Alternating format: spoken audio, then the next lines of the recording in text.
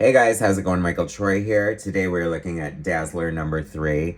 I almost wasn't even going to continue on with the series, but they had to put her in that costume, the amazing costume that was during Paul Chadwick's run towards the end of the first Dazzler series. She's playing with Lila Cheney on the cover in Tokyo, so I'm in, okay? And you should be too. Subscribe to my channel if you haven't already. Hit like, and let's get right into it. The great Terry Dodson and his wife Rachel Dodson, his anchor. Like, what a great situation to be in. You're like this amazing artist, and your wife gets to be your anchor, so you get to work together and make comics together. And like, wow, that is so cool. I love that. Dazzler has always been one of my favorite characters. I'm definitely partial to the blondes, but I mean, she's just cool otherwise, right? If you have never read the Dazzler, the movie, the graphic novel, it is like the best Dazzler story ever. I did a review of it. Find it, Google it in my YouTube search, whatever. So good. Okay, so this is basically Dazzler on world tour, and she has a supporting cast of like, what do they call them? Roadies. Yeah, that's what they are basically. Writer Jason Liu, artist Raphael Lorio, color artist Hava Tartaglia, letterer Ariana Maher, cover artists Rachel and Terry Dodson. So, here we go. Okay, so I gave kind of a scathing review of the first 2 issues. I just like had so many problems with it. And now that I've like calmed down, I realized that just because I'm not the target audience for a book doesn't necessarily mean it's a bad book. So I'm gonna look past a few of the grievances I had, and one of mine is like the use of like cell phones and technology and social media in a comic book. I don't know. We spend all of our time on social media. Do we really need to read a story about people spending their time on social media?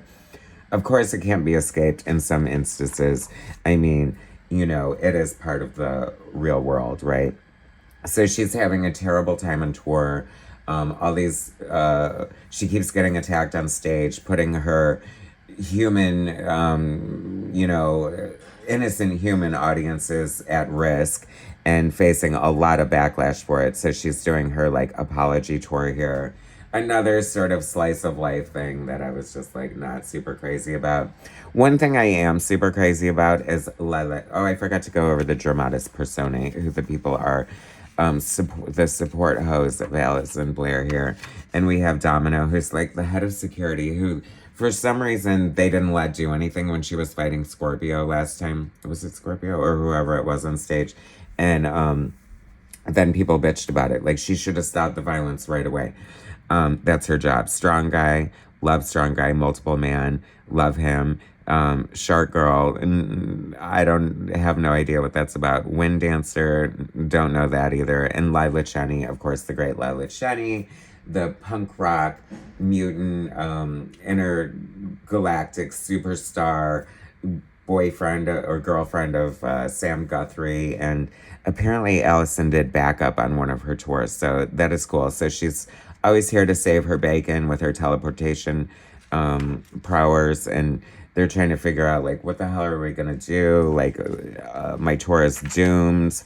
Who's trying to get me? Someone is clearly trying to get me. And I kind of like this. Like, this is the reverence for what has come in the past and, like, the people she fought. Roman Nekaba from said graphic novel, Sleazebag Musician. I love that description. It's very, very, like, trite but true. Domino is such a great character. I love her. Hopefully they'll beef her up a little more. For some reason, they shaded Domino here, and I didn't know if that was directly on purpose or if it was just circumstantial. Like, do we have something coming up with some tension with Domino? I hope. I don't know.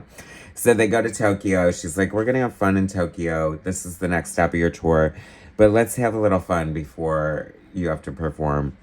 And instantly, Arcade is aware of her appearance, and he knows that there's a bounty out for her, so he's gonna try to collect on that. And I love this kind of too. I love what they did here.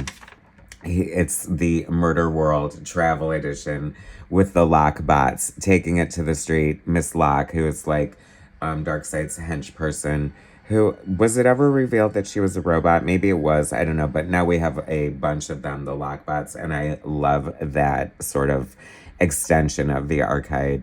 Why do I keep saying archive? Archive. Well, I'm British all of a sudden, maybe. I don't know. I'm Madonna.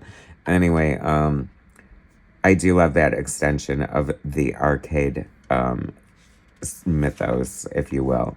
Anyway, so much fun. They're totally like having this crazy fight in the streets of Japan with go-karts. I mean, all this chaos ensuing, and it kind of has to end. So they surrender just in time to be teleported out again by her faithful crew and taken out of the situation. But Japan is pissed, and they're like, no, it's canceled. You caused too much trouble and before you even got here. So what are we going to do? Lila's like, I have a situation. We can go to like an intergalactic concert that will be live streamed on Click Clock, the TikTok version of the Mutant Universe, whatever. And so I thought, whatever, that's kind of fun. I like Lila and Allison together. So aside from my scathing review of the first two issues, I've decided to pull it together and take it for what it is. And I enjoyed this issue a lot more. I thought it was fun. And it was good to see Arcade, Lila Cheney, and a lot of the X-Mythos worked in for good measure. Anyway, thanks for watching, guys. Subscribe to my channel if you haven't already. Hit that like button, and I will bring you more soon.